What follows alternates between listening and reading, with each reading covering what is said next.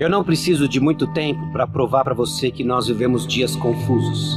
São informações polarizadas, há uma crise de liderança, há uma crise de autoridade.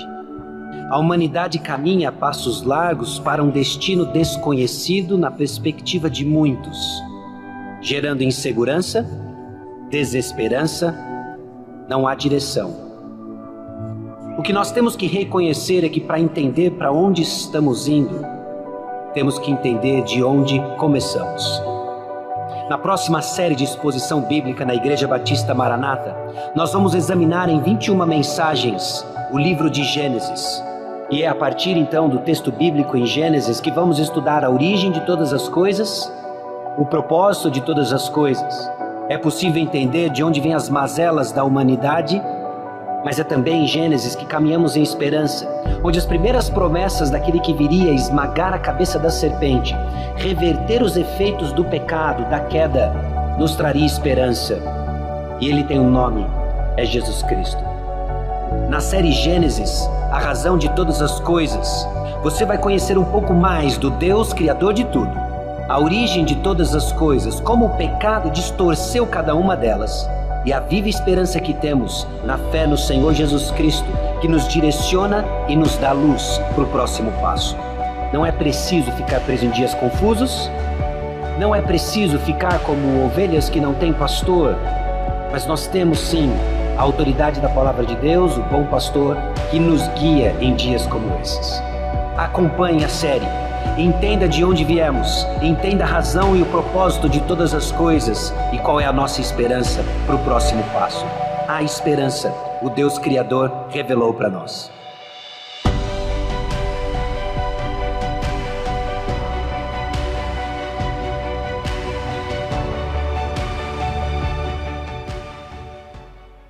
Gênesis, a razão de todas as coisas. Irmãos, hoje nós damos início a uma nova série de mensagens bíblicas de exposição num livro bíblico. Serão 21 mensagens. Nós não vamos em todo o livro de Gênesis, nós vamos parar depois do sacrifício de Isaac, ou da levada de Abraão a Isaac ao sacrifício. Nós vamos até Gênesis capítulo 22, fazer uma pausa e retomar em algum momento futuro próximo. Mas a ideia é que juntos nós caminhemos para compreender a origem de todas as coisas. Irmãos, em dias tão confusos como hoje, é primordial, é de suma importância que tenhamos uma fé fundamentada na criação, porque ela aponta para o Criador. Hoje, em particular, nós entramos nos capítulos 1 e 2 de Gênesis. E o contexto em que nós entramos para examinar os capítulos 1 e 2 de Gênesis é um contexto onde ao nosso redor está um caos que grita por ordem. Mais uma vez, eu não preciso de muito tempo para provar para você que nós hoje estamos em dias muito confusos, dias até certo ponto assustadores. Talvez na esfera política você seja capaz de identificar o caos, o mando e desmando, inúmeras decisões que são tomadas que no mínimo nós podemos questionar sua validade. Nós vemos o caos no que se refere à pandemia que vivemos. A série de Gênesis nos encontra no meio de uma pandemia, no segundo ano da pandemia do coronavírus. Governos estão tentando tomar as melhores decisões, práticas surgem, pessoas divergem. E todos gritam por ordem, colocando esperança talvez em algum recurso, algum tratamento, alguma vacina. Vivemos também um caos de ordem moral. Esse já vem caminhando há um longo tempo, milhares de anos. Há confusão no que se refere à identificação de gêneros, a própria sexualidade humana, como nós fomos criados. Vivemos o caos no que se trata preconceito. O mundo que luta contra racismo, mas não entende a origem de todas as coisas. É quase a vida que gostaríamos versus a vida que temos. Ao nosso redor está o caos. E em nosso meio está a insegurança. Como nós respondemos à hostilidade do mundo? Como nós damos respostas adequadas em meio ao mundo que grita em desesperança, quer solução, mas como cegos tateando no escuro. E nosso meio está em segurança de como nós respondemos essa hostilidade, mantendo firmes nossas convicções, interagindo com o mundo ao nosso redor, quase como estamos no estado de pedir desculpas para crermos em Deus, pedir desculpa porque nós cremos em absolutos. Como que nós respondemos a isso? Em parte, meus irmãos, nossa esperança é de quem está acima de nós. É aquele que nos deu sua palavra com perfeita orientação. Ele se revelou, Deus se revelou a nós, e seguindo um padrão ao longo da história da humanidade que nos ajuda a fazer sentido na confusão de hoje.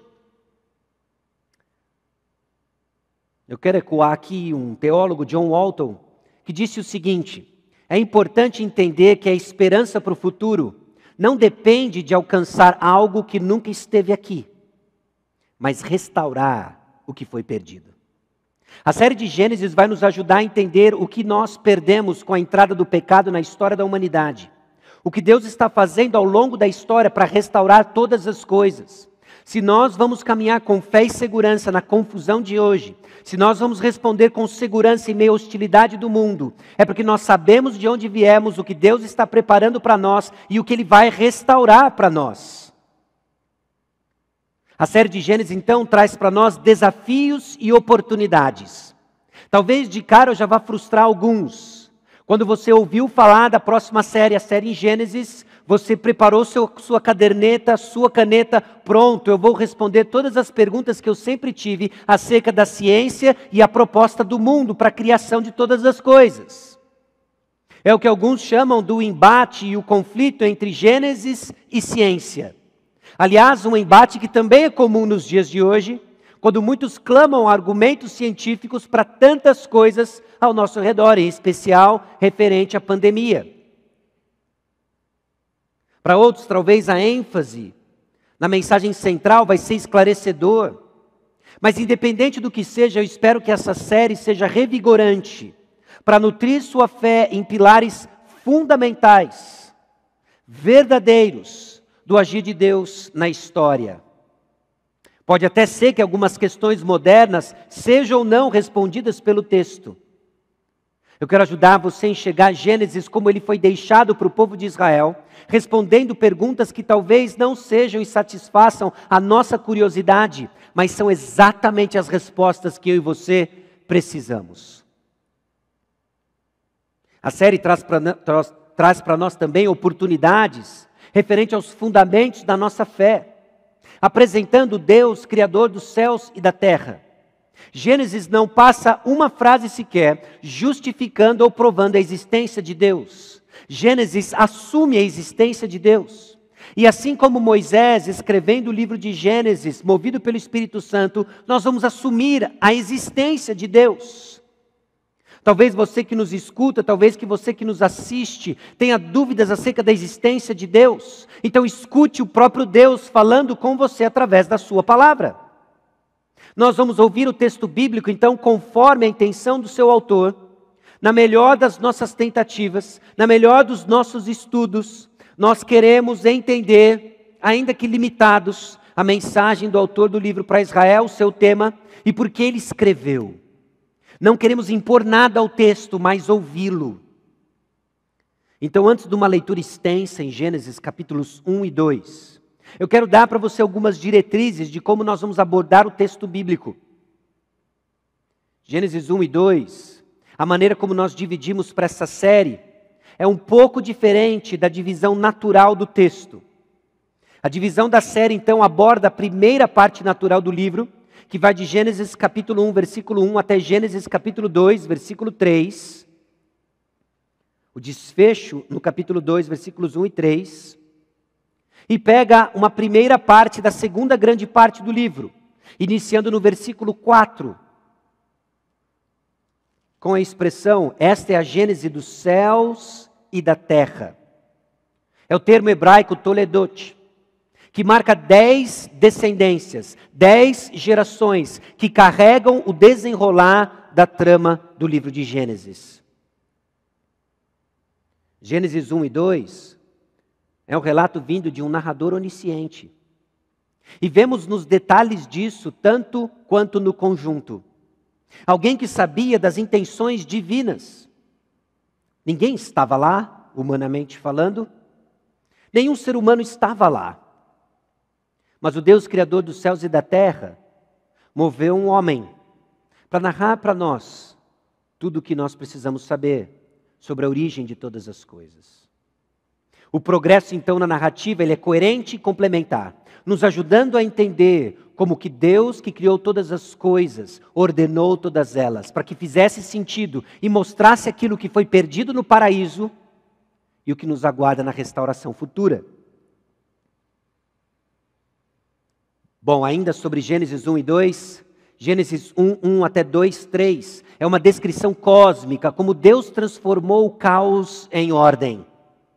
Na nossa leitura eu vou tentar fazer algumas entonações diferentes para chamar a sua atenção naquilo que Deus está fazendo, como Ele está transformando o caos em ordem, aquilo que impossibilitava a vida de acordo como Deus planejava e queria, para transformar num ambiente perfeito, na plataforma perfeita para onde eu e você pudéssemos viver. E Gênesis 2, capítulos 4, versículos 4 a 25, é uma descrição bem próxima, onde Deus pessoalmente moldou o homem, seu ambiente e seus relacionamentos. Vamos ao texto. Gênesis capítulo 1, versículo 1, até Gênesis capítulo 2, versículo 25. Senhor nosso Deus, guia a nossa leitura. Eu peço e clamo agora, Senhor, para que em cada sala, para que cada ambiente, onde essa mensagem está sendo transmitida e se encontra ali um filho teu, um ouvinte da tua palavra, que cessem as distrações causadas naturalmente por crianças pequenas, que a lentidão muitas vezes do sinal da internet não seja um ruído que perca a claridade, ó Deus, da tua palavra. Eu peço a Deus que nossos corações estejam atentos, em meio a tantas notícias ruins, que nossos corações estejam atentos ao que o Senhor tem a nos dizer, ao ambiente que o Senhor criou, ao poder da tua palavra, e assim o teu Santo Espírito ministre no coração dos teus filhos, e assim o teu Santo Espírito abra o entendimento daqueles que ainda não são teus, mas que vão ouvir a tua palavra. É no nome de Jesus que nós oramos. Amém. No princípio, criou Deus os céus e a terra. Abre parênteses, louvado seja o Senhor, não há outro. Ele é único. A terra, porém, estava sem forma e vazia. Havia trevas sobre a face do abismo e o Espírito de Deus pairava por sobre as águas.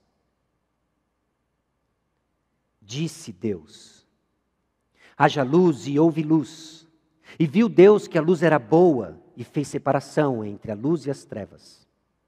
Chamou Deus a luz dia e as trevas noite. Houve tarde e manhã, o primeiro dia. E disse Deus: haja firmamento no meio das águas e separação entre águas e águas. Fez Deus, pois, o firmamento e separação entre as águas debaixo do firmamento e as águas sobre o firmamento.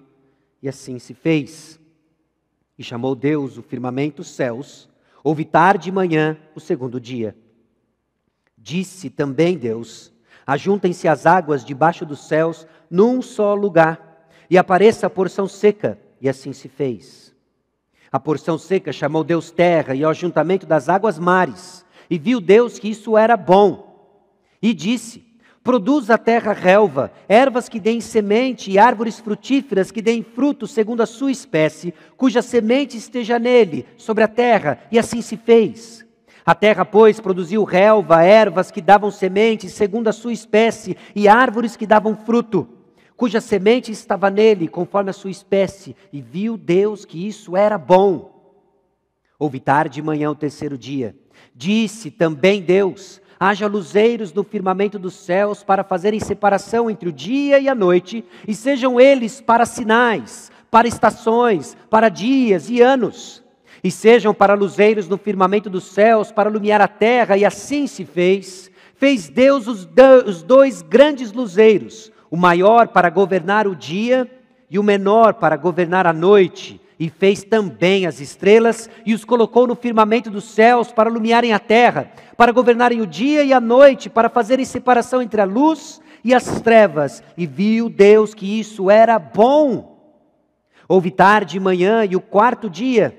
Disse também Deus: povoem-se as águas de enxames de seres viventes, e voem as aves sobre a terra, sobre o firmamento dos céus. Criou, pois, Deus os grandes animais marinhos e todos os seres viventes que rastejam, os quais povoavam as águas segundo as suas espécies, e todas as aves segundo as suas espécies. E viu Deus que isso era bom. E Deus os abençoou, dizendo: sede fecundos, multiplicai-vos e enchei as águas dos mares, e na terra se multipliquem as aves. Houve tarde e manhã o quinto dia. Disse também Deus: produza a terra seres viventes, conforme a sua espécie, animais domésticos, répteis e animais selváticos, segundo a sua espécie. E assim se fez. E fez Deus os animais selváticos segundo a sua espécie, e os animais domésticos conforme a sua espécie, e todos os répteis da terra conforme a sua espécie. E viu Deus que isso era bom. Também disse Deus: façamos o homem à nossa imagem, conforme a nossa semelhança, tenha ele domínio sobre os peixes do mar, sobre as aves dos céus, sobre os animais domésticos, sobre toda a terra e sobre todos os répteis que rastejam pela terra. Criou Deus, pois, o homem à sua imagem, a imagem de Deus o criou, homem e mulher os criou. E Deus os abençoou e lhes disse: sede fecundos, multiplicai-vos e enchei a terra e sujeitai-a. Dominai sobre os peixes do mar, sobre as aves dos céus e sobre todo animal que rasteja pela terra. E disse Deus ainda: eis que vos tenho dado todas as ervas que dão semente e se acham na superfície de toda a terra, e todas as árvores em que há fruto que dê semente. Isso vos será para mantimento. E todos os animais da terra, e todas as aves dos céus, e a todos os répteis da terra em que há fôlego de vida, toda a erva verde lhe será para mantimento. E assim se fez. Viu Deus tudo quanto fizera, e eis que era muito bom. Houve tarde e manhã o sexto dia. Assim, pois, foram acabados os céus e a terra e todo o seu exército.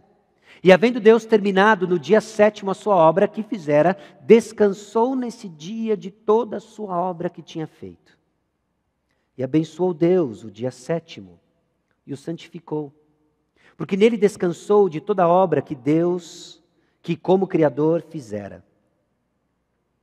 Essa é a gênese dos céus e da terra, quando foram criados, quando o Senhor Deus os criou.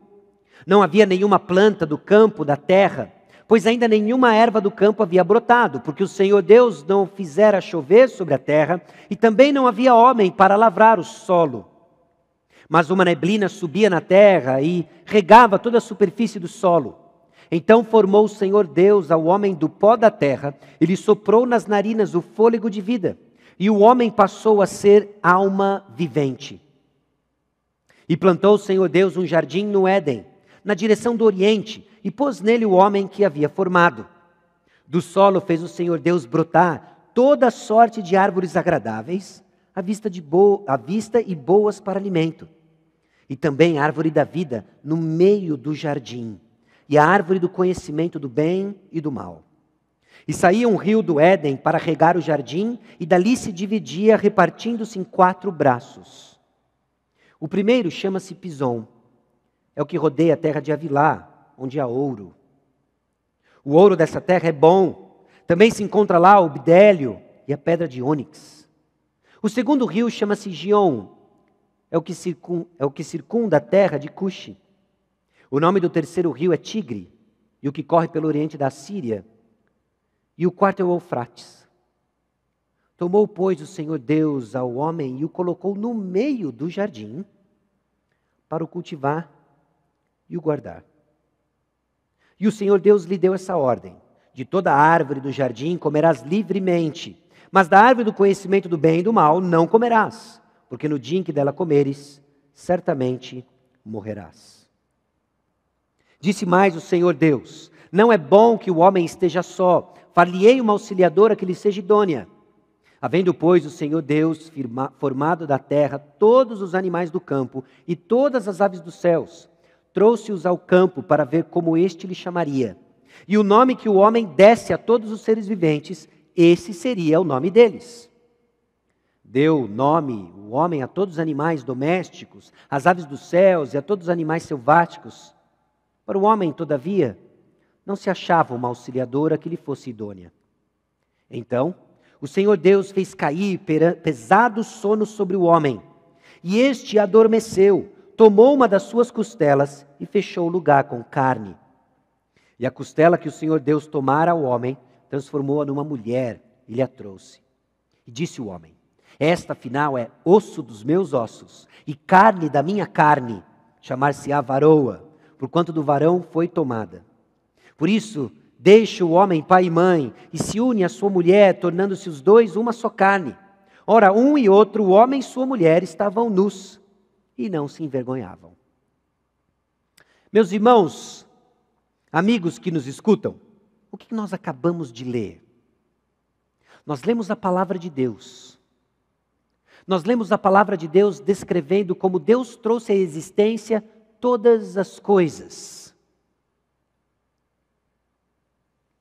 Porque pela palavra, pelo poder da sua palavra, o Rei do universo criou a terra, seus servos e seu reino.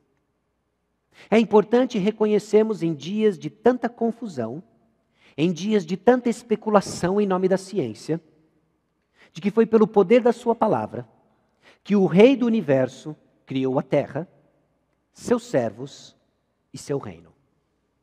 Deus tem algo para nós hoje.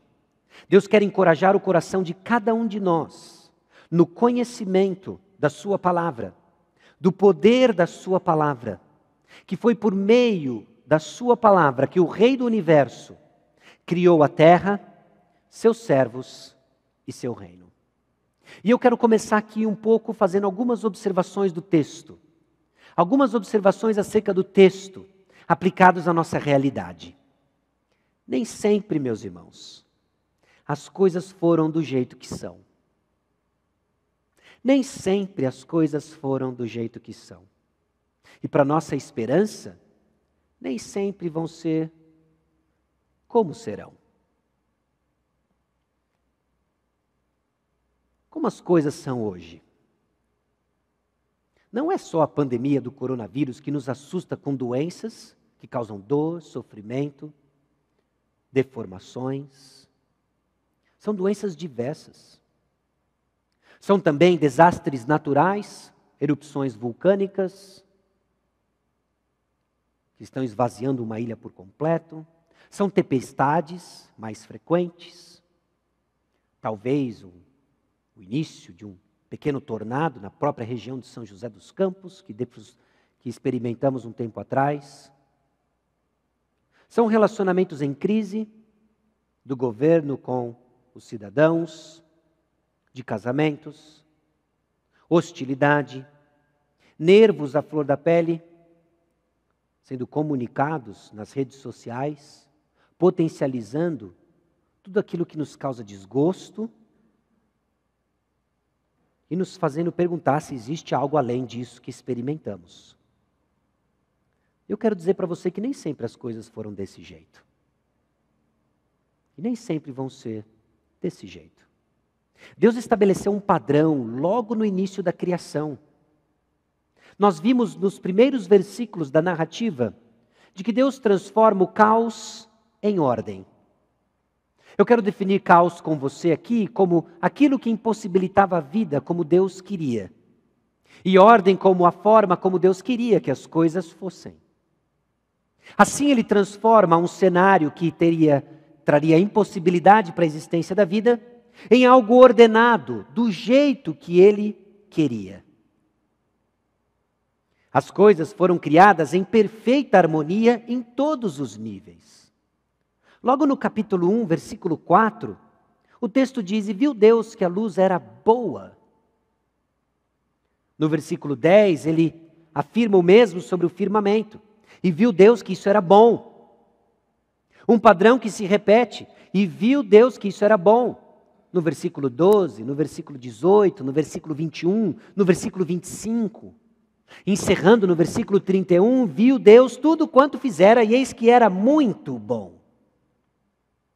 Em 7 dias, um leitor atento da antiguidade saberia que Deus está comunicando perfeição no processo. Um leitor atento veria que Deus disse 10 vezes, mostrando a sua plenitude de que a criação está completa. As coisas foram criadas em perfeita harmonia em todos os níveis. No versículo 9 do capítulo 2, nós vemos que toda sorte de árvores agradáveis à vista e boas para alimento. Havia provisão. As coisas foram ordenadas de forma perfeita, em perfeita harmonia. Havia provisão. E saía um rio do Éden para regar o jardim, e dali se dividia. E a descrição dos versículos 10 a 14 descreve para nós um santuário, um paraíso.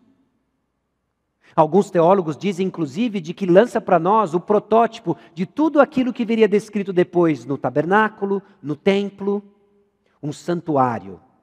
Um santuário onde o Senhor andava no Éden em plena comunhão com Adão e Eva. Nós lemos que essas coisas criadas em perfeita harmonia também mostram o homem e sua mulher que estavam nus e não se envergonhavam, apontando para nós que havia intimidade, havia harmonia. Imagine só. Imagine um lugar onde todas as relações da natureza caminham em perfeita ordem. A água fica no lugar que foi estabelecido para ela ficar. O ar não fica nem muito frio, nem muito quente, agradável. O relacionamento entre os animais, os seres viventes, as plantas, não são descritos como de forma parasitória, como parasitas, muito pelo contrário, em perfeita harmonia, cooperação. Não existem tempestades, existe a perfeita ordem. Nesse lugar não existem doenças, e cada ser vivo respeita os limites do seu habitat. Por isso não existe escassez. Apenas abundância de árvores maravilhosas para comer e acesso garantido à provisão necessária. Não existe nem sequer um pingo de ansiedade sobre o amanhã. Nesse lugar, os relacionamentos são verdadeiros, íntimos e harmoniosos. Todos nós ansiamos por um lugar assim. Todos nós ansiamos por conforto, paz e segurança. Todos nós desfrutamos de relacionamentos e gostamos quando eles são saudáveis. E eu não estou falando só aqui dos filhos de Deus. Eu não estou falando só aqueles que creem na palavra de Deus. O homem natural também anseia por isso. De forma distorcida, homens tentaram descrever ao longo da história da humanidade este anseio por um lugar assim. Um deles, você talvez conheça, John Lennon, não é? Imagine só. Imagine não haver paraíso. É fácil se você tentar. Nenhum inferno abaixo de nós, acima de nós, só o céu. Ele não quer o paraíso, mas ele quer o céu. Imagine todas as pessoas vivendo o presente. Imagine que não houvesse nenhum país, não é difícil imaginar. Nenhum motivo para matar ou morrer, e nem religião também. Imagine todas as pessoas vivendo a vida em paz. Você pode dizer que eu sou um sonhador, mas eu não sou o único. Espero que um dia você junte-se a nós, e o mundo será como um só. Imagine que não há posses. Eu me pergunto se você pode, sem a necessidade de ganância ou fome, uma irmandade dos homens. Imagine todas as pessoas partilhando todo o mundo. Você pode dizer que eu sou um sonhador, mas eu não sou o único. Espero que um dia você junte-se a nós, e o mundo viverá como um só. Não, John, nós não queremos se juntar a você. Musicalmente lindo, teologicamente, um poço de desesperança. Um anseio por um paraíso, mas descrito nos seus próprios termos, sem um relacionamento com o Criador de todas as coisas. Existe um imagine muito melhor. Imagine todo esse ambiente em perfeita ordem, onde não tem doenças, onde não existe escassez, apenas abundância, onde os relacionamentos são verdadeiros, íntimos e harmoniosos. E Deus está lá. Talvez a razão porque é um paraíso é porque Deus está lá. Por isso a descrição de John Lennon e qualquer ser humano que buscou descrever o ambiente ideal falhou, foi míope, não enxergou. É apenas um anseio tateando por Deus sem saber de que aquilo que ele quer é o próprio Deus. Meus irmãos, as coisas nem sempre foram como estão hoje. Deus criou para nós um santuário de perfeita comunhão. Algo deu errado. E como Ele criou todas essas coisas, foi com a sua palavra. Deus criou todas as coisas com a sua palavra. A atividade criativa de Deus é descrita logo no início da narrativa e mantida no texto. Disse Deus: haja luz e houve luz. Deus disse. A figura que nos é criada aqui é de Deus sentado no seu trono, soberano. Soberano sobre todas as coisas, é apenas dizendo as coisas e elas passam a existir por meio da sua palavra. Qual é o contexto? O contexto é o povo de Israel. O contexto é o povo de Israel saindo depois de 400 anos na terra do Egito, sendo exposto a toda e qualquer ideia de paganismo, de falsos deuses, assustados com a opressão que eles experimentaram, maravilhados com o livramento que Deus proveu, eles saíram do Egito, viram as 10 pragas, viram o mar se abrindo, e agora eles estão no pé do Monte Sinai, ouvindo Deus se revelando a eles, trazendo a sua palavra mediada por um homem chamado Moisés. Moisés deixa a palavra de Deus, e deixa a palavra de Deus o Pentateuco, cujo primeiro livro é Gênesis. E a primeira informação que Deus quer que o seu povo saiba é que Ele é o Criador de todas as coisas. E Ele criou todas as coisas com a sua palavra. Quando o povo se torna amedrontado diante dos deuses da antiguidade, dos egípcios, dos assírios, dos babilônicos, que vinham em nome dos seus deuses, com a sua própria narrativa de criação, que determinava como eles enxergavam o mundo, eles eram tranquilizados, porque no princípio criou Deus, os céus e a terra. Ele criou tudo aquilo que os povos pagãos dizem que são seus deuses, não se passam de criaturas do verdadeiro Deus. E Ele criou dizendo, disse Deus, haja luz e houve luz. No versículo 6 ele diz, e disse Deus, firmamento, haja firmamento e houve firmamento. No versículo 9, haja separação e houve separação.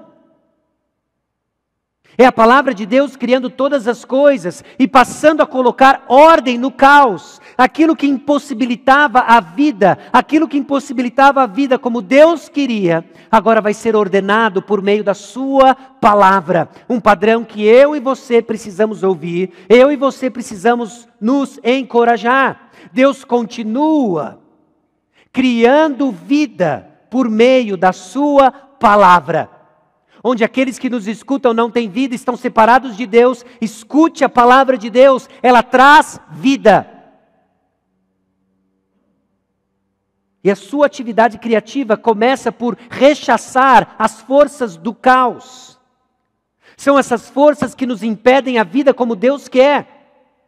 Que no caso do texto é trevas, não há vida em trevas. Então disse Deus, haja luz. Ele refreia as forças do caos e Ele traz luz. Não existe vida como hoje nós conhecemos se só existem águas. E Deus diz, haja firmamento no meio das águas, haja separação. São essas forças de trevas, águas e separação. Trazendo separação, que Deus rechaça as forças do caos. E começa a criar um ambiente onde a vida que Ele quer que aconteça se torne presente. A palavra de Deus atua afastando tudo aquilo que impede a vida.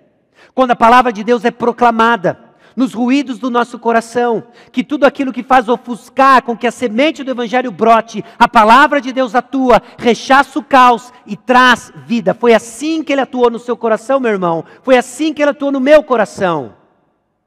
Quando as forças do mal vinham e queriam arrebatar a semente que foi plantada, veio a palavra de Deus rechaçando esses pássaros, rechaçando o mal, rechaçando Satanás, para que haja vida. Quando o meu e o seu coração se vê turbulento, em meio a tantas ansiedades, medos, a palavra de Deus vem e rechaça o caos. É por isso que eu e você experimentamos, não poucas vezes, ao ouvir a palavra de Deus, uma calma inexplicável. Nada mudou, eu apenas ouvi, mas o que eu ouvi foi a palavra de Deus. Ela rechaça o caos.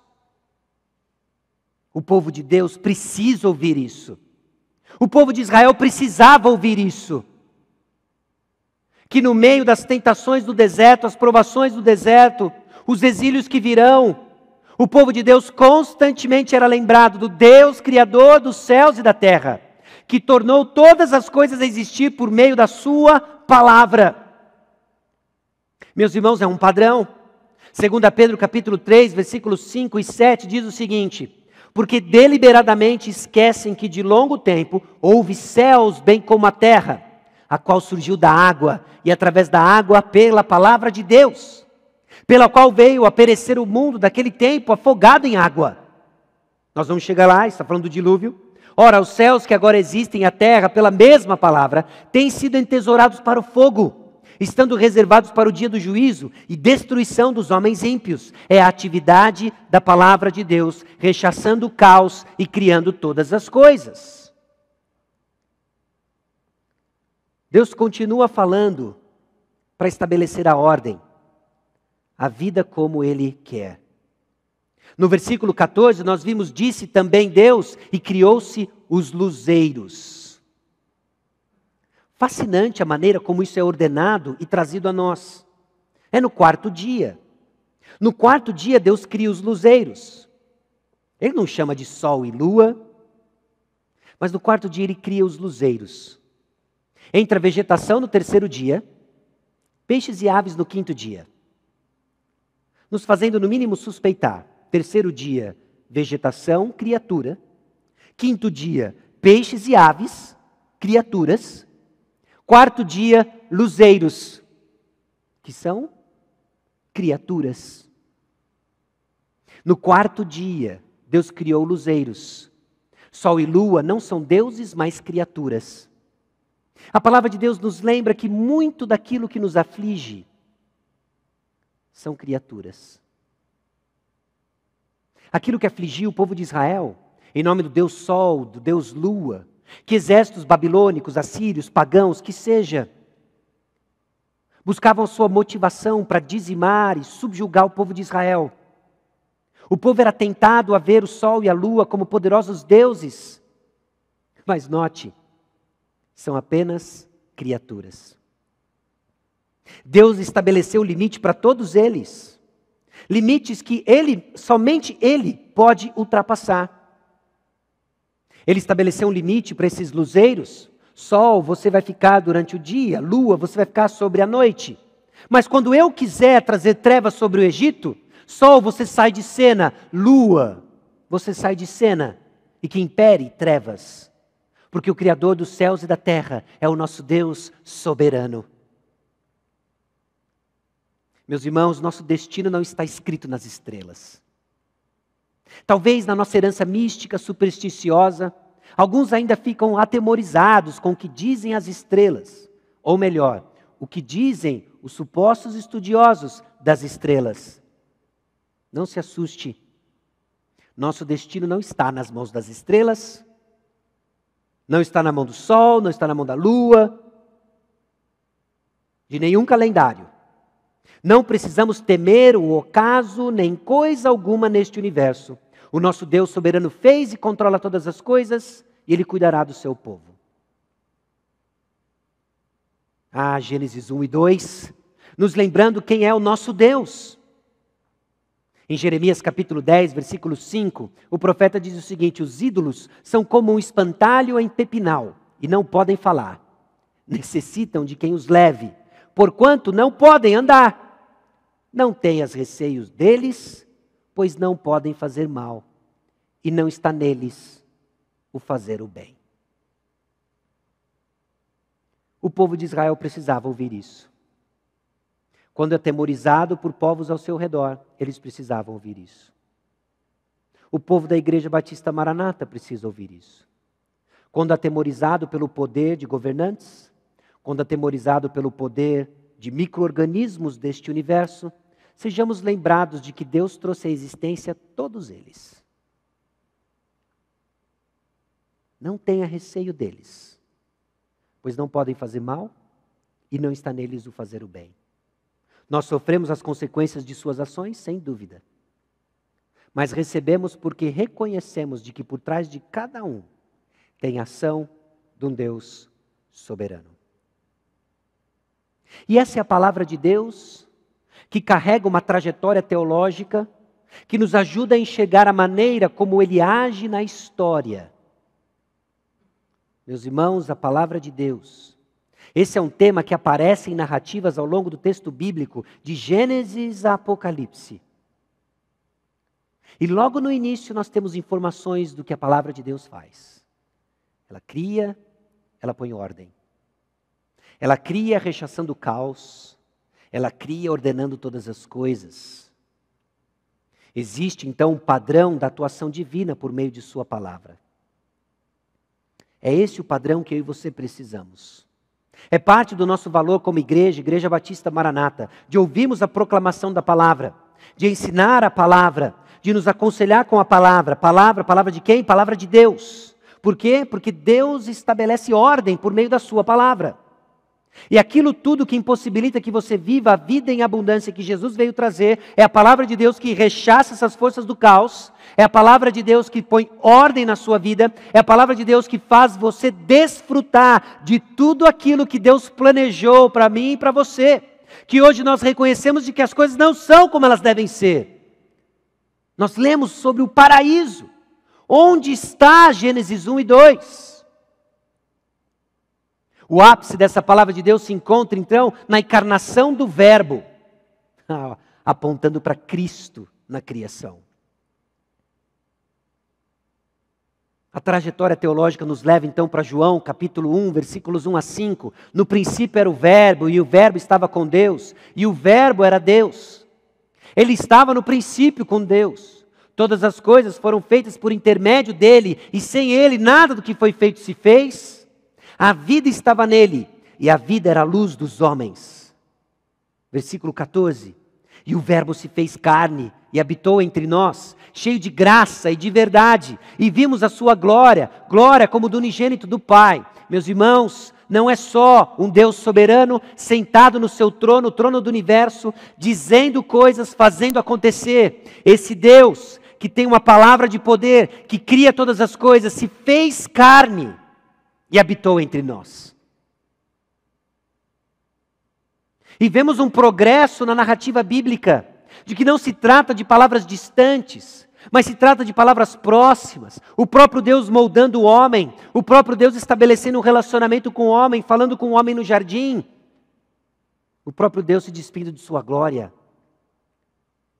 se encarnando, habitando entre nós, para fazer o quê? Colossenses 1, versículos 15 a 17. Este é a imagem do Deus invisível, o primogênito de toda a criação. Aquilo que a gente acabou de ler em Gênesis 1 e 2, presta atenção.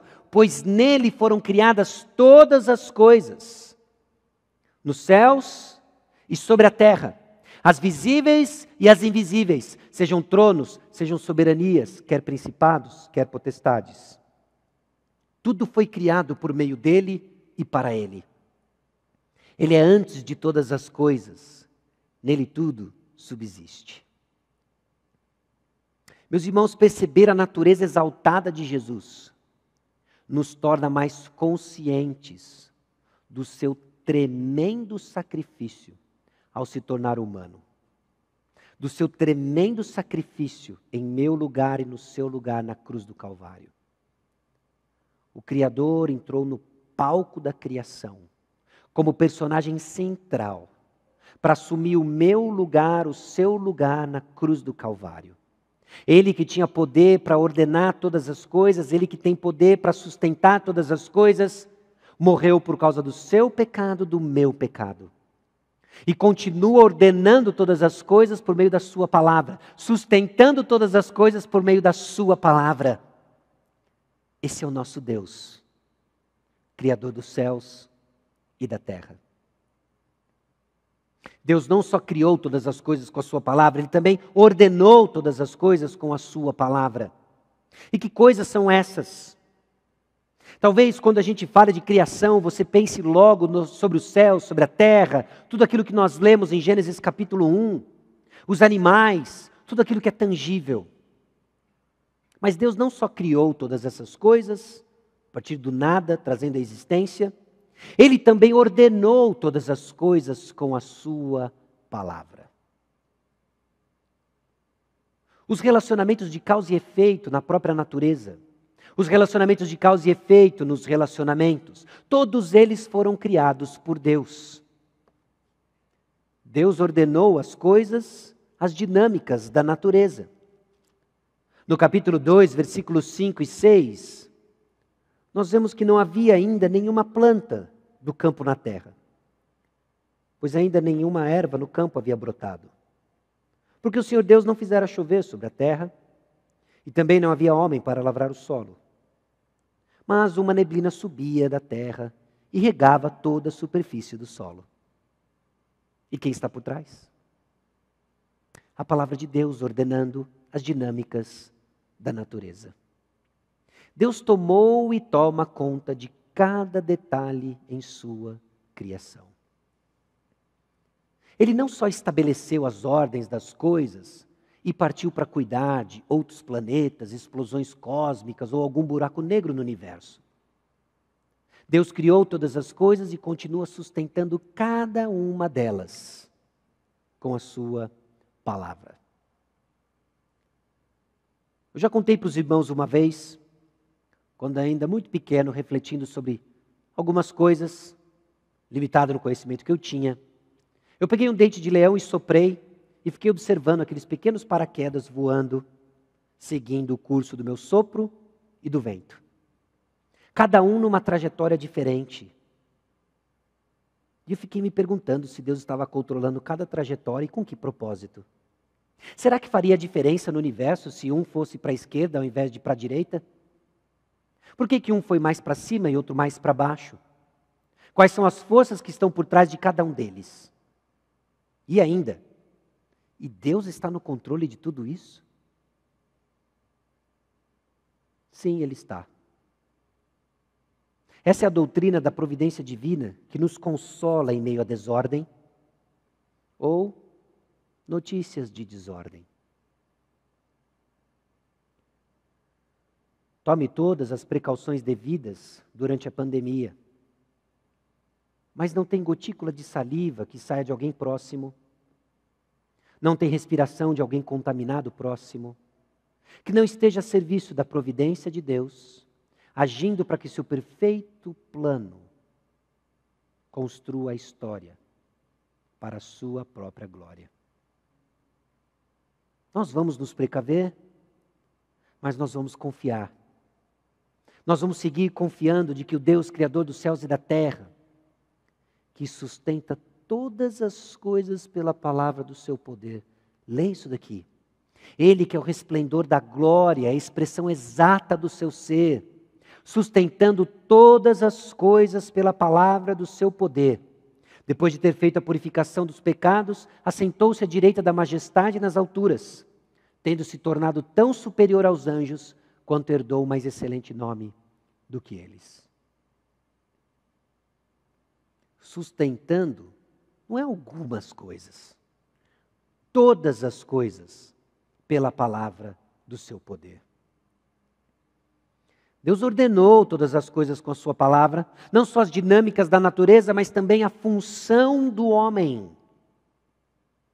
O mundo anda muito confuso porque não entende a razão pela qual foi colocado na terra. Isso não devia nos surpreender, porque se você nega o Criador de todas as coisas e suas informações, você não sabe o propósito por que você está aqui na terra. Não é à toa que a chamada teoria da evolução, que busca explicar a existência de todas as coisas à parte de Deus, cria uma ética complicada em que tudo é relativo, nada faz sentido.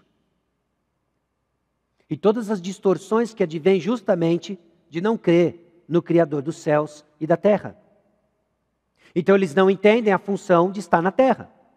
Alguns resumem a ser feliz. Alguns resumem a buscar os seus sonhos. Alguns resumem a buscar ordem, progresso, poder. Todas tentativas frustradas, desgovernadas, porque não são alinhadas com a função do homem, criado de acordo com os propósitos de Deus. E o texto que nós lemos nos dá justamente a nossa função. O primeiro que eu quero apontar, talvez já conhecido por muitos de vocês, é de representante. Versículos 27 e 28. Na verdade, versículo 26 também, o homem, a nossa imagem, conforme a nossa semelhança, tem a ele domínio sobre os peixes do mar. A descrição da criação do homem não tem tanto a ver quanto a nossa essência, nos versículos 26, 27 e 28, mas com a nossa função. Nós fomos criados para exercer domínio sobre a criação, para sermos esse representante, um representante visível do Deus invisível.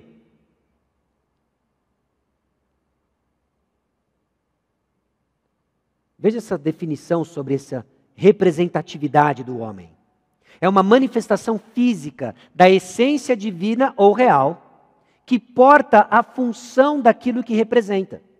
Isto é, capacita o portador da imagem a refletir os atributos, como amor, fidelidade, justiça e sabedoria, daquele a quem representa e em nome de quem age. Eu e você fomos criados para representar Deus, portando a imagem e refletindo seus atributos. Logicamente, aquilo que a teologia chama de atributos comunicáveis. Atributos de Deus que nos são comunicados, que eu e você podemos e somos chamados a desenvolver. Amor, fidelidade, justiça, sabedoria. E nós representamos a Deus no nome de Deus.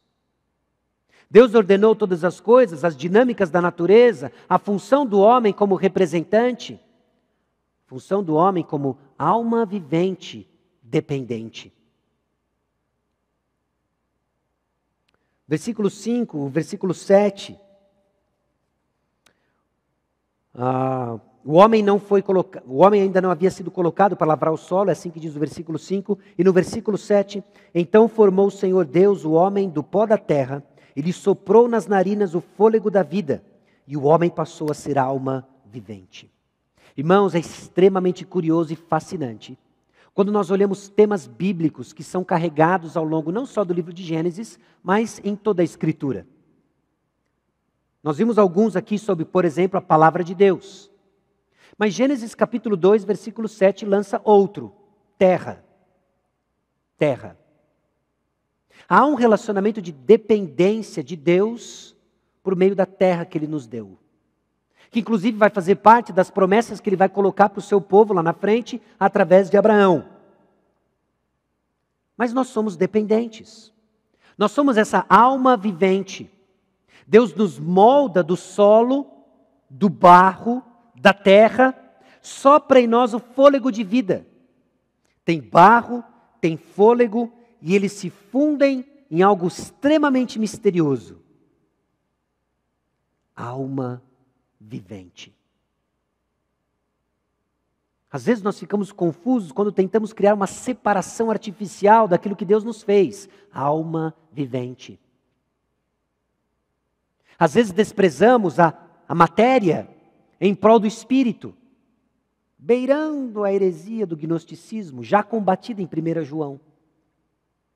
Deus tem um plano para essa carcaça. Ele vai glorificá-la. Nós seremos como Cristo é. Capazes de comer um churrasquinho de peixe e passar pelas paredes. Hoje eu não consigo explicar isso. Hoje eu só afirmo isso.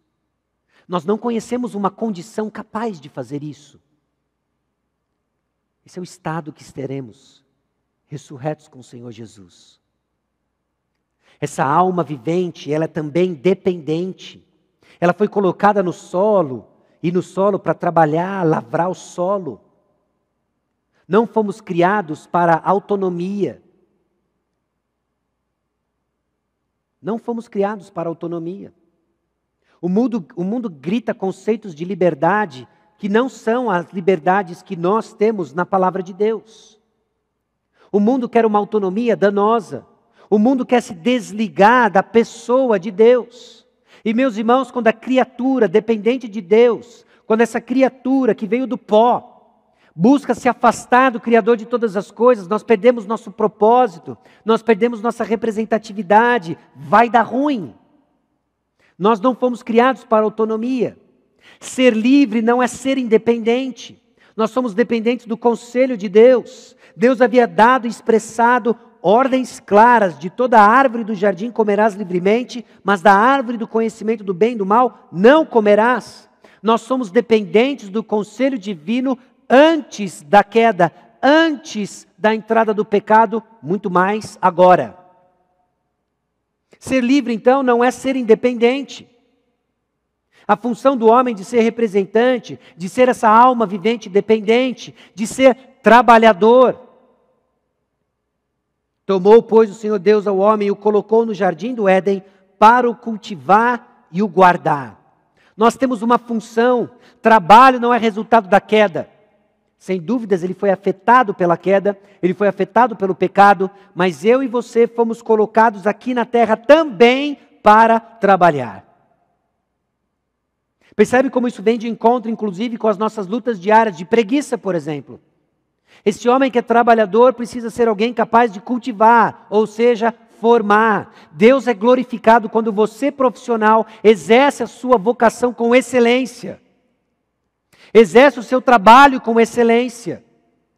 Deus é glorificado quando você, mulher dona de casa, exerce a sua vocação com excelência. Quando tentada ao desânimo das rotinas que lhe aguardam para amanhã, da louça, do cuidado com as crianças, da disciplina que não cessa, do EAD online. Quando tudo aquilo começar a tentar o seu coração, qual é o ponto disso? Eu quero algo mais. Lembre-se, nós fomos deixados para cultivar, formar, guardar, proteger. E a dignidade do nosso trabalho não está tão relacionada ao que fazemos somente, mas para quem fazemos. E quem nos deu a vocação onde você está é o Criador dos céus e da terra. O que governa cada guarda-chuva do dente de leão, o que não deixa com que nenhum vírus vá para o lugar onde ele não quer, o que tem no controle, nas suas mãos, todos os reinos, governos e domínios deste mundo, e são todos eles como um pingo no oceano. Esse Deus confiou a você a sua vocação, para que você a faça com excelência e gratidão. Ele lhe colocou no jardim para cultivar e guardar. Deus ordenou todas as coisas com a sua palavra, as dinâmicas da natureza, a função do homem. Ele ordenou o ambiente de sua comunhão conosco. Gênesis capítulo 3, versículo 8, descreve o que eu mencionei para vocês agora há pouco. O Senhor andava no Éden. Quando ouviram a voz do Senhor Deus que andava no jardim pela viração do dia, esconderam-se da presença do Senhor e etc. Gênesis capítulos 1 e 2 descrevem o ponto de encontro entre Deus e o primeiro casal. Esse santuário criado para perfeita comunhão. Mais uma vez aqui menciono para você como é fascinante os elementos descritos, principalmente nos versículos 10 a 14. Como são presentes nas descrições do tabernáculo, como são presentes na descrição do templo. E Deus nos ensinando a pensar de que a comunhão com Ele é um santuário paradisíaco. Você consegue abraçar essa ideia? Que pela fé o Senhor nos conduza, não só a afirmar isso aqui dentro, mas experimentar de que hoje, nesse momento da história, nós desfrutamos desse santuário mediado por Cristo Jesus. Porque Deus habita a sua igreja. E no decorrer da história nós sabemos de que Ele vai juntar aquilo que é tangível com o intangível, aquilo que é real e concreto com o espiritual. E nós vamos experimentar essa natureza glorificada que Jesus Cristo apresentou. Nós vamos desfrutar de uma comunhão perfeita.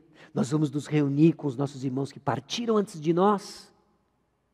E sabe o que vai ser mais fascinante?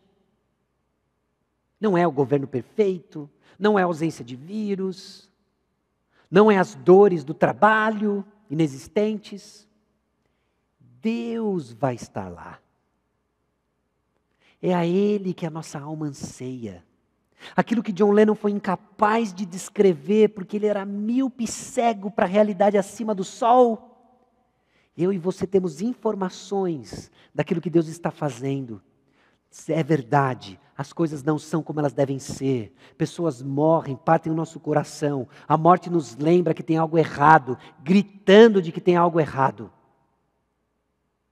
Nós sabemos para onde nós estamos indo. Deus vai restaurar o que foi perdido. Deus está restaurando o que foi perdido. É esse santuário cujos elementos ecoam tabernáculo e templos bíblicos. Ele criou, ordenou os relacionamentos da natureza. Ele ordenou a função do homem. Ele ordenou o ambiente de sua comunhão conosco. Ele ordenou os relacionamentos que desfrutamos. Versículo 18. Disse mais o Senhor Deus: não é bom que o homem esteja só. Falhei uma auxiliadora que lhe seja idônea. Eu não sei com relação a você, mas por muito tempo eu li esse texto, e a imagem que me vinha na cabeça era Adão, à beira do rio Tigre, jogando pedras, e cantando um sertanejo universitário que ele mesmo compôs, de como sua vida não fazia sentido sem uma amada que ele não sabia que poderia existir. Mas não é isso que o texto descreve. Adão é completamente satisfeito no Senhor. E quem enxerga essa necessidade sequer é Adão. Não é Adão que está clamando por uma mulher virtuosa que o Senhor que dá. É o Senhor quem percebe que não é bom que Adão esteja só. Porque agora o Senhor vai tomar um passo de tornar esse modelo de representatividade mais complexo e completo. De que para mostrar quem Deus é, unidade na diversidade, não é bom que o homem esteja só. Para cumprir sua função de representatividade de maneira mais ampla e plena, progressivamente ampla e plena, Ele vai criando diferentes meios e formas e cria a mulher, e cria o casamento. Meus irmãos, os relacionamentos que desfrutamos são essenciais para o cumprimento de nosso propósito. Aqui, obviamente, dá início ao casamento, mas aponta para nós uma trajetória de que depois nós vemos relacionamentos se expandindo, nós vemos uma comunidade de fé onde Deus habita. Nós vemos a maneira como nós nos tratamos, daí a importância do tema mutualidades que estamos estudando na EBD. E a maneira como nós nos tratamos aponta para que a realidade de que Deus enviou seu Filho, de acordo com João capítulo 14, de acordo com João capítulo 17. Relacionamentos são essenciais para o cumprimento de nosso propósito. E é Deus que nos chama a atenção para a necessidade deles. Talvez o que essa pandemia tenha despertado em você, talvez o que o distanciamento social tenha despertado em você, é a atitude de eu vou bem, obrigado. Não é? Porque vamos ser francos, viver isolado é muito mais cômodo. Pessoas não pegam contra mim, eu não pego contra pessoas, não preciso me humilhar pedindo perdão, eu vou bem, obrigado. Não preciso de pessoas. Isso é eu e você vivendo a nossa própria sabedoria. Mas Deus desperta a atenção para a necessidade de relacionamentos. Ele dá então a Adão uma tarefa. Olha, nomeie os animais. E ele começa a nomear os animais. Urso, ursa. Elefante, aliá. Senhor golfinho, senhora golfinho. Adão e ele viu que estava só. E assim Deus continua agindo. mostrando para nós a importância de relacionamentos. Assim ele continua agindo, mostrando para você a insensatez da solidão. Ou melhor, de viver solitário. Que até você, que não é casado ou que vive sozinho, que ser sozinho sejam apenas as suas circunstâncias, não a sua identidade. Porque Deus lhe colocou numa comunidade de fé, despertando para nós a importância dos relacionamentos. Que cada um de nós saiba administrar os relacionamentos que nos foram confiados, dentro da igreja, dentro de nossas famílias, para o propósito para o qual eles foram criados. Mostrar Cristo e a igreja, mostrar que Deus enviou o seu Filho, comunicando uma mensagem. O valor dos relacionamentos, sim, é gostoso, é bom ter comunhão, desfrutamos de bons momentos juntos, damos risada, quão gostoso é a companhia uns dos outros, mas o seu propósito está para onde ele aponta. Deus. Deus providencia então os relacionamentos que precisamos. E foi assim com Adão. Ele providenciou Eva. E relacionamentos deveriam ser marcados por harmonia e intimidade. E assim em Gênesis capítulos 1 e 2, pinta para nós esse santuário, esse tabernáculo, esse paraíso. Mostrando para nós o que foi perdido. Porque quando lemos Gênesis 1 e 2, talvez onde você se encontra é justamente na questão do seu trabalho. Fala assim, que trabalho é esse? Que trabalho é esse onde Deus é glorificado na maneira como eu cultivo e guardo, quando tudo que eu experimento de segunda a sexta, se é isso que descreve a sua jornada de trabalho, é o caos. É esse anseio que Deus está restaurando. Talvez o que pegou para você aqui é justamente a descrição de casamento, quando você vê que Deus deu para Adão e Eva, e eles estavam nus e não se envergonhavam, não havia hostilidade, havia intimidade. Dentro desse pacote que Deus falou, e é muito bom. E você olha para a realidade do seu casamento e pergunta, que relacionamento é esse que eu desconheço? Ou relacionamento com seus irmãos. Porque é óbvio que de Gênesis 2, 18 a 25, viriam filhos e filhos e filhos e filhos que criariam comunidades e relacionamentos, que não seriam obviamente marcados por esse não se envergonhavam, que não seriam marcados por essa harmonia. E você pergunta, onde estão esses relacionamentos? Que Deus também chamou de muito bom. Talvez o que Gênesis 1 e 2 nos faz lembrar é que sim, eu e você ansiamos por algo diferente do que experimentamos. Tem algo errado. O vírus está levando pessoas que nós amamos. Governos estão tomando decisões que vão tornar nossas vidas difíceis, que discordamos. Nós hoje não estamos reunidos porque há um decreto governamental. E nós olhamos para o que experimentamos e nos perguntamos, onde está Gênesis 1 e 2? Bom, agora nós sabemos para onde Deus está nos levando. Deus está restaurando tudo aquilo que foi perdido de Gênesis 1 e 2. Mas eu e você precisamos ouvir quem está no comando. Eu e você precisamos ouvir quem está no trono. Eu e você precisamos ouvir a forma como Ele faz ordem do caos. Eu e você precisamos ouvir de que há um Senhor soberano no trono, fazendo existir todas as coisas, que tomou forma de bebê, tomou forma de servo, habitou entre nós, Jesus Cristo é o nome dele, e está reconciliando todas as coisas por meio da cruz. É o que Ele está fazendo. Inclusive essa natureza que, de acordo com Romanos capítulo 8, geme aguardando redenção. Meus irmãos, Deus está restaurando tudo. No meio a esse caos, nós sabemos para onde vamos. Nós estamos indo ao santuário que Deus está preparando para nós. Nós estamos indo para o encontro com o nosso Criador. Ânimo, meu irmão. Ânimo, minha irmã. Deus lhe deu uma tarefa. Guarde, cultive, proteja, forme. Deus lhe deu relacionamentos. Cultive-os, guarde-os, proteja-os. Deus lhe deu uma tarefa. Represente o Criador de todas as coisas. Porque para onde vamos, nós vamos experimentar a concretização de todas elas. Foi pelo poder da sua palavra que o Rei do Universo criou a terra, seus servos e seu reino. Implicações para nós hoje? Sim. Não tem nada que escape do nosso Deus soberano, amável, sábio e poderoso. Ainda que o nosso coração entristecido doa com perdas, nada escapa do nosso Deus soberano, amável, sábio e poderoso. Não estamos à mercê dos governantes, definitivamente. Não estamos à mercê de um vírus, por mais letal que ele seja, por mais estragos que tem feito. Não estamos à mercê das condições climáticas, da falta de água, do excesso de água. Não estamos à mercê dos ventos fortes demais, fracos demais, que não nos refrescam. Não estamos à mercê da escassez de nada.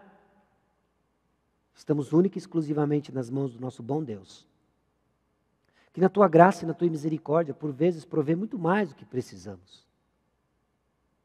Nos lembrando que é nele que está a nossa confiança. Não nos deuses incapazes de afligir, nem de trazer o bem. Deus continua agindo por meio de sua palavra. É dela que precisamos ouvir. É dele que queremos ouvir. Jesus veio até nós para restaurar o que foi perdido, comunhão perfeita com Deus. Inclusive na série de Gênesis nós vamos ver a origem dessa comunhão. Nós vamos ver inúmeros padrões que são repetidos no trato de Deus com homens, que ecoam até os dias de hoje, nos ensinando a pensar o nosso relacionamento com Deus. A origem de todas as coisas, a razão de todas as coisas.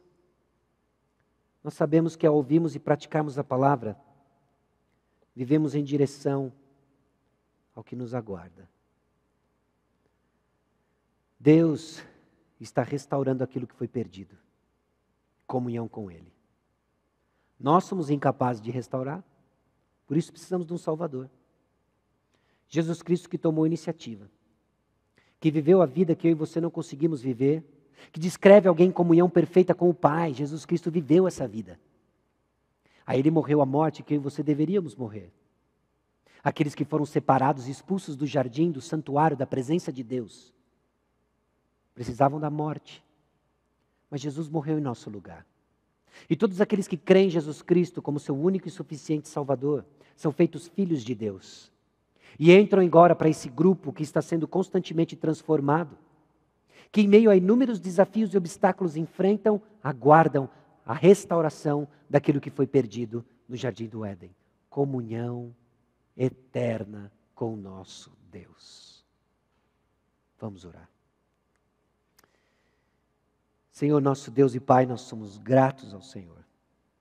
Nós louvamos ao Senhor. Porque o Senhor é o Criador dos céus e da terra. De que por meio da Tua palavra o Senhor criou todas as coisas e elas vieram a existir. Não só aquilo que vemos, a matéria que apalpamos, mas a ordem de todas as coisas. O Senhor nos deu uma função. O Senhor criou o relacionamento da natureza. O Senhor criou homem e mulher neste mundo tão confuso, até mesmo com relação a ser homem e mulher. O Senhor ordenou todas as coisas.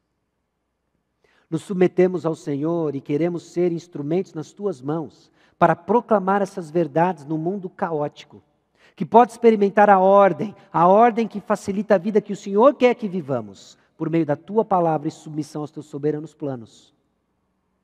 Então nos conduza, Senhor. Nos conduza no livro de Gênesis, enchendo nosso coração de esperança, de que aquilo que foi perdido no paraíso, por meio da nossa desobediência, em Adão fomos desobedientes e rebeldes, é revertido no Senhor Jesus Cristo, e nele nos tornamos obedientes e desfrutamos de perfeita comunhão. Fala conosco, Senhor. No nome precioso de Jesus que nós oramos. Amém.